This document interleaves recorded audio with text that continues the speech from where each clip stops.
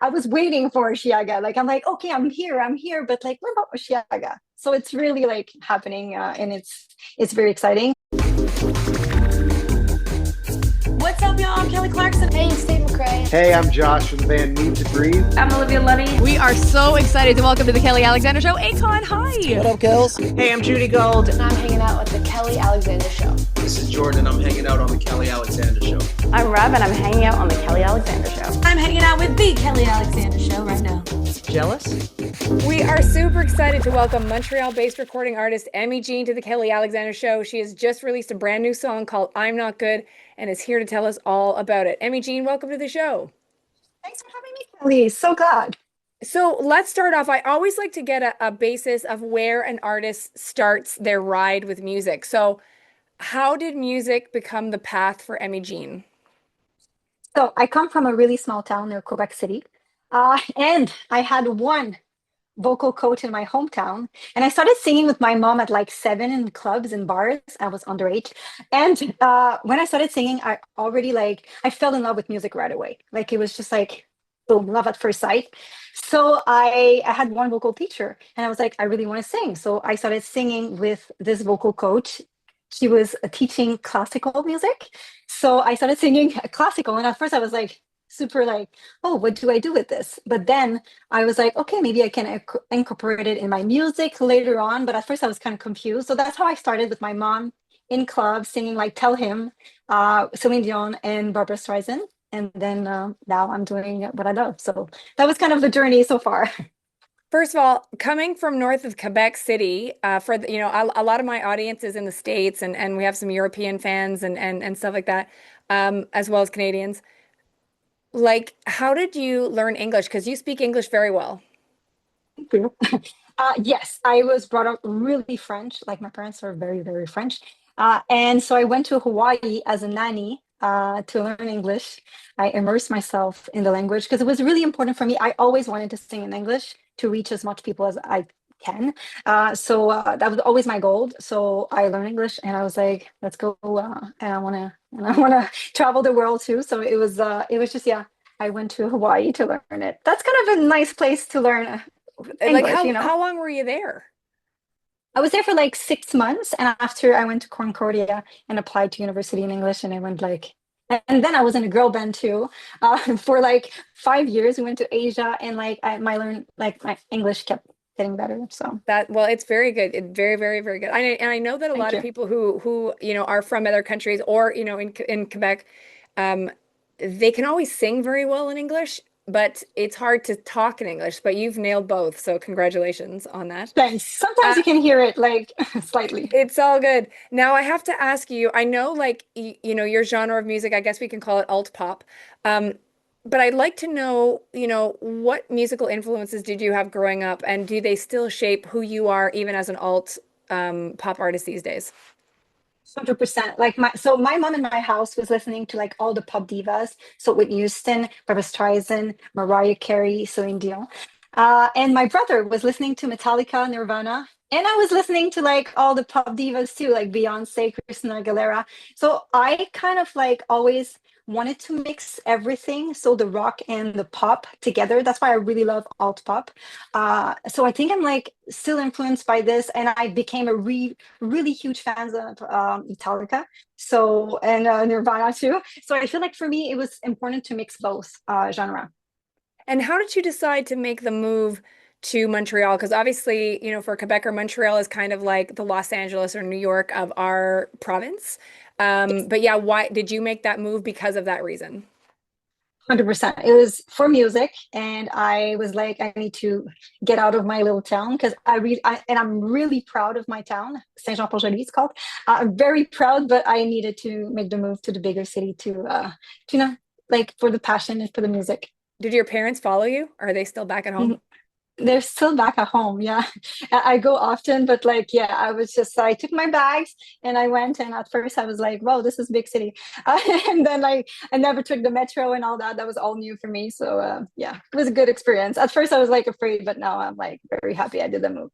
And do you ever have aspirations? I often ask my guests this if they have aspirations to either stay in Quebec or go to Toronto. I know that like I've had Zach Zoya on the show before, and he Yes. made the decision about 2.5 years ago to go to Los Angeles. It's working for him, but he said it was a big culture shock. What about you? Where are you going? Are you staying in Montreal? To be honest, like I always wanted to move. That was kind of my goal. And now I'm in Germany on tour, and I'm like, oh, like maybe I could move to Germany. Like the fans are amazing here. It was always like my goal to move, but at the same time, I'm really comfortable in Montreal, and we have like good food. Like we have like tons of like good festivals too. So it's hard, and it's kind of central also. Like you can go like west and east and go to Europe easily. So I'm still in Montreal. It's good, but and I thought of Toronto too. I'm always super inspired when I go to Toronto to work for to do all my music. But yeah, it's hard, but I still love Montreal. That's okay. I moved home, so I went to Toronto. I came back home, so it's That's all good. it. So you get it. I do get it. Now, the song is out. I'm not good. Tell us how the song came about. And I know you worked with Hill Curtis, who is an amazing producer. She's also like used to be in Serena Ryder's band. She's like best friends with her. She's worked on so many amazing Canadian, musicians projects, also on television shows. Like it's a big deal to work with Hill. So, like, first of all, how'd the song come about? How'd you get to work with Hill? So I worked with Hill and also with Lexi J. She's in a band called Featurette. So we wrote this one together, and we wrote a bunch together actually. And when we start a session, we are always in a therapy session.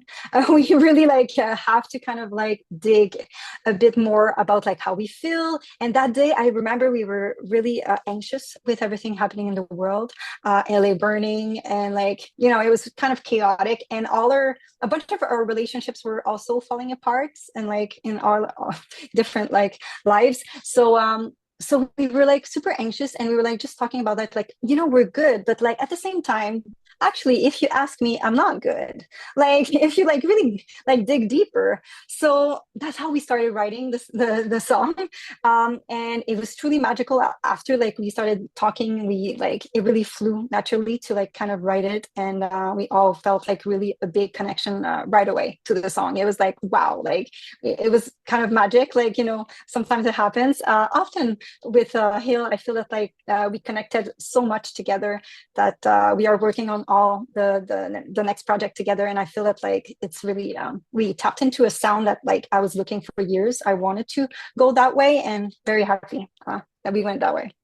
Speaking of your sound, like again, we talked about you being alt pop, but like if you had to compare yourself, and I just using this as a barometer for people who might not know you yet, like what do you think your sound compares to? Like another artist that people in the top 40 world would understand or know? Sometimes I feel it's hard because I mix a lot of everything in my sound. I feel still it used to be a bit more Avril Lavigne in a way, very pop rock, and I feel that now it's going a bit more like Halsey, Paris too, like who else? Yeah, so it's still like Halsey is like I'm really like inspired by Halsey a lot too. So I feel that like it's a bit of a mix of that. It's hard for me. I feel to like have one Billie Eilish too a bit, but at the same time, it's not that. Like it's kind of like a mix of a bit of yeah, it's hard. But that's actually great that you said it's hard because then that really means like you do have a unique sound. So keep That's going. good. That's good. Right. Now, you mentioned that you and Hill are going to be working on a project together. Does that mean an EP or an album? Can you tell us?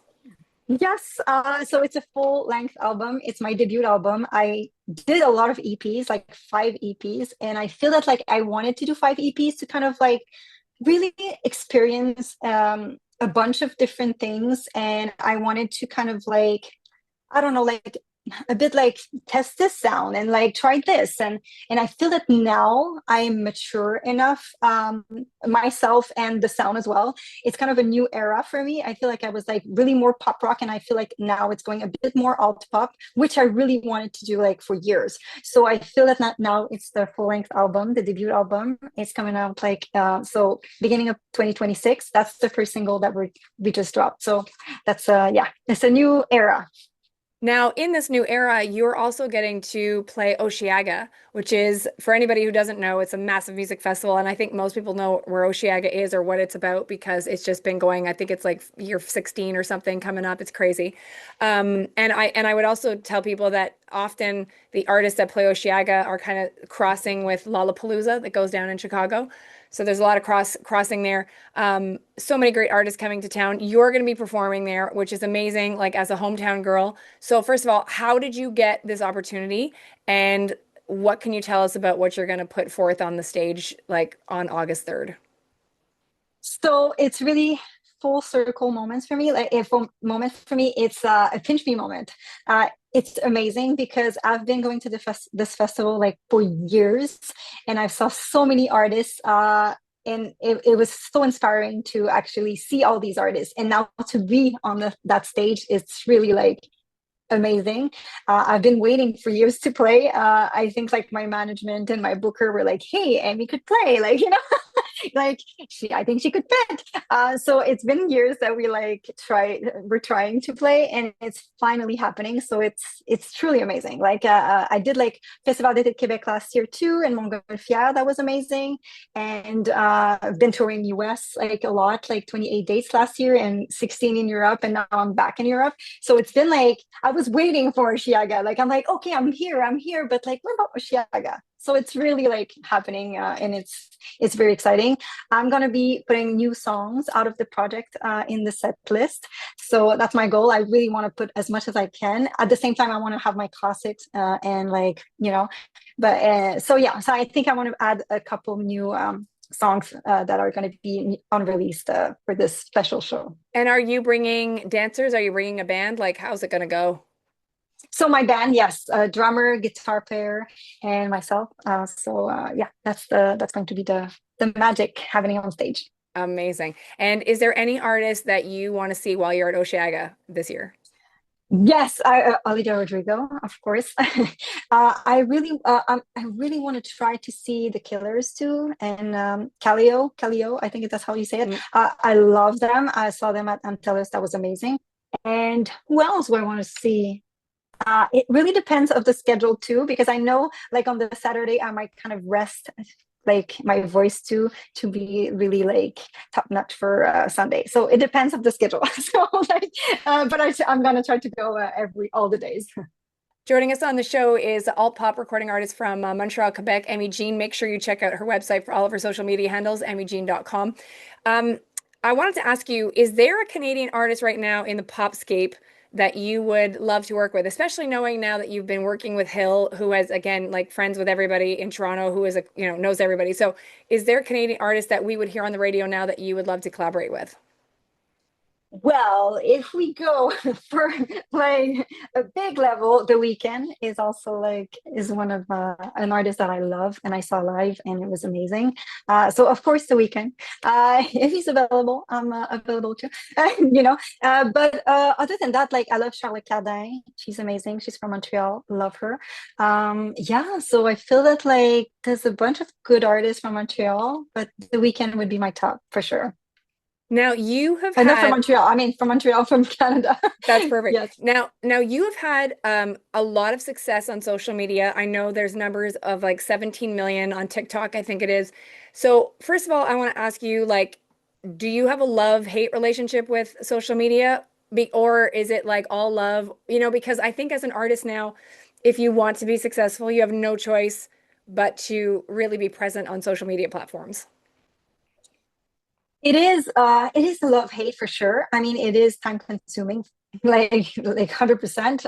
And but I actually love it at the same time because like we can have like direct messaging with our fans. Like I can talk to them. Like I can put the message that I want.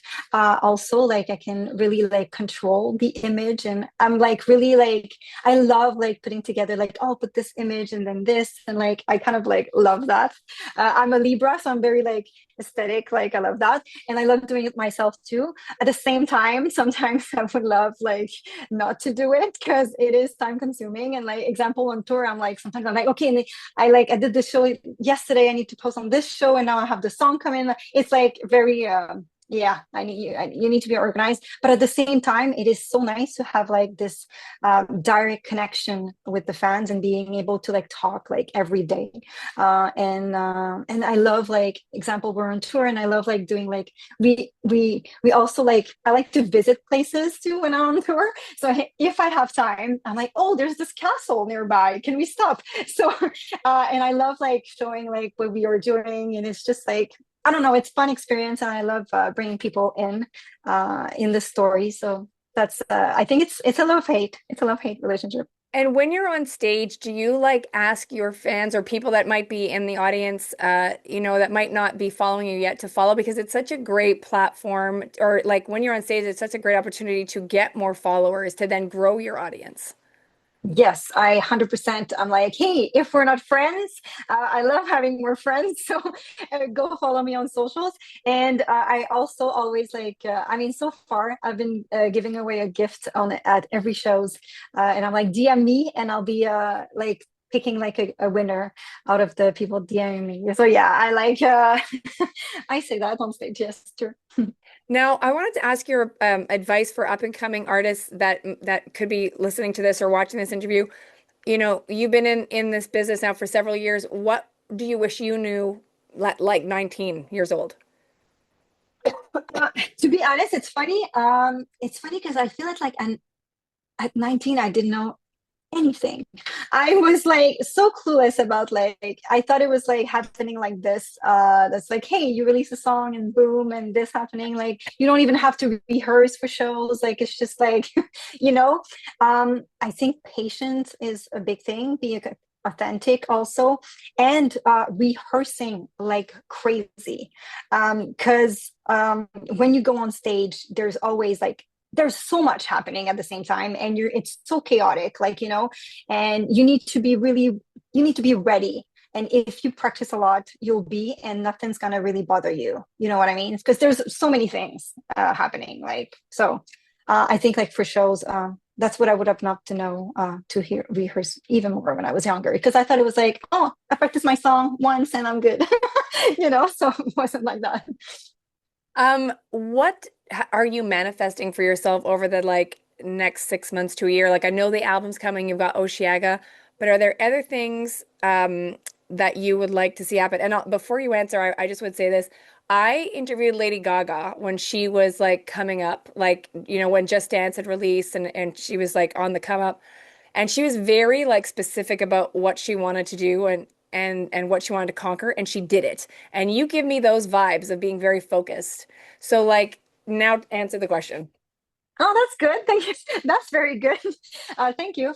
Um, First, I would love to come back in Europe at the during the fall, maybe as a support, as a like bigger artist to really like still grow my fan base here, because I really love the vibe in Europe. And so that's the first goal for like the beginning of fall. Then, of course, I'll be dropping a couple singles of the project. So I'll probably like drop another one and another one, and then yeah, later. I also want to do the first headlining tour at the same time dropping the album, 2026, and Europe and Canada as well. So that's the goal for like the year, I would say.